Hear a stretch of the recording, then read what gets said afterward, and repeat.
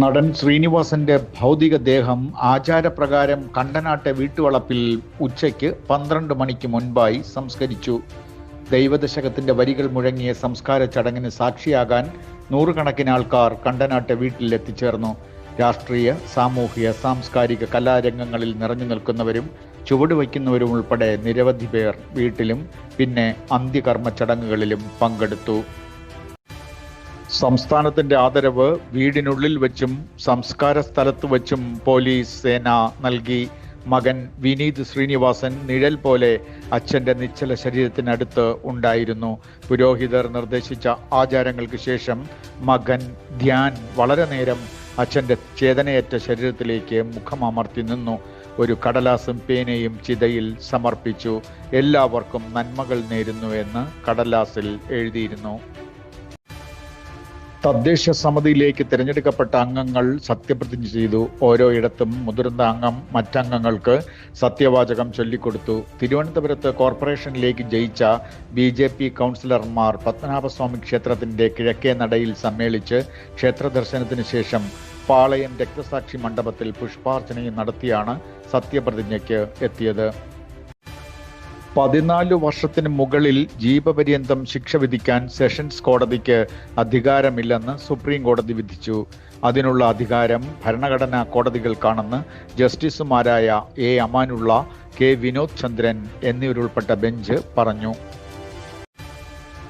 SIR കരട് പട്ടികയിൽ ഈ ജനുവരി 22 വരെ തിരുത്തലുകൾ അനുവദിക്കുമെന്ന് രാഷ്ട്രീയ കക്ഷി പ്രതിനിധികളുമായുള്ള കൂടിക്കാഴ്ചയിൽ മുഖ്യ തെരഞ്ഞെടുപ്പ് ഓഫീസർ രത്തൻ U. ഖേൽക്കർ അറിയിച്ചു.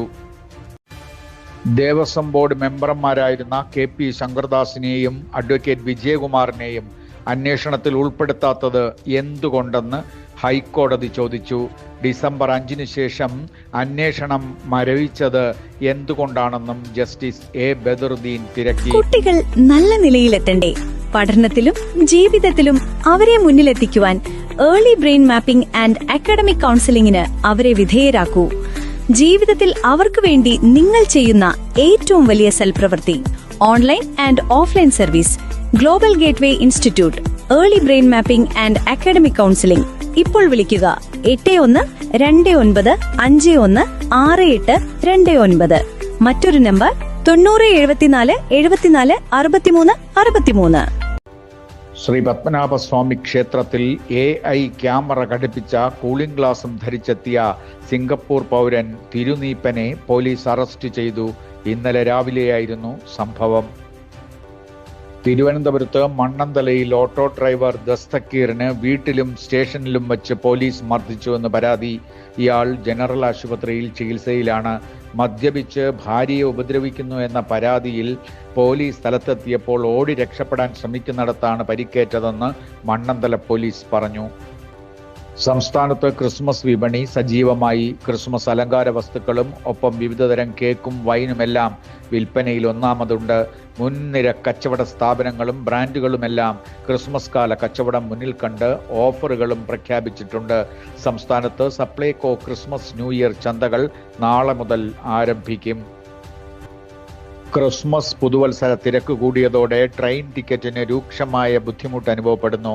കൂടുതൽ സ്പെഷ്യൽ ട്രെയിനുകൾ ഓടിക്കാൻ റെയിൽവേ ഉടൻ നടപടിയെടുക്കണമെന്ന് all Kerala railway users forum ആവശ്യപ്പെട്ടു. സംസ്ഥാനത്ത് ഇന്നലെ മുതൽ മദ്യവിതരണം തടസ്സപ്പെട്ടു. സെർവർ തകരാർ മൂലം ഇന്നലെ മാത്രം 50 കോടിയുടെ നഷ്ടമാണ് ഉണ്ടായത്. ബില്ലടിക്കാൻ കഴിയാത്തതാണ് നേരിടുന്ന പ്രതിസന്ധിയെന്ന് ബന്ധപ്പെട്ട വൃത്തങ്ങൾ അറിയിച്ചു. ഇന്ത്യയുടെ ഐക്യത്തിന് പോപ്പുലർ ഫ്രണ്ട് വൻ ഭീഷണി ഉയർത്തുന്നുവെന്ന് നാഷണൽ ഇൻവെസ്റ്റിഗേഷൻ ഏജൻസി പറഞ്ഞു. മഞ്ഞു പെയ്തു തുടങ്ങിയതോടെ മൂന്നാറിലെ താപനില -1 റിപ്പോർട്ട്. കന്നിമല, സെവൻമല, വട്ടവട, പാമ്പാടുംചോല എന്നിവിടങ്ങളിലാണ് -1 രേഖപ്പെടുത്തിയത്.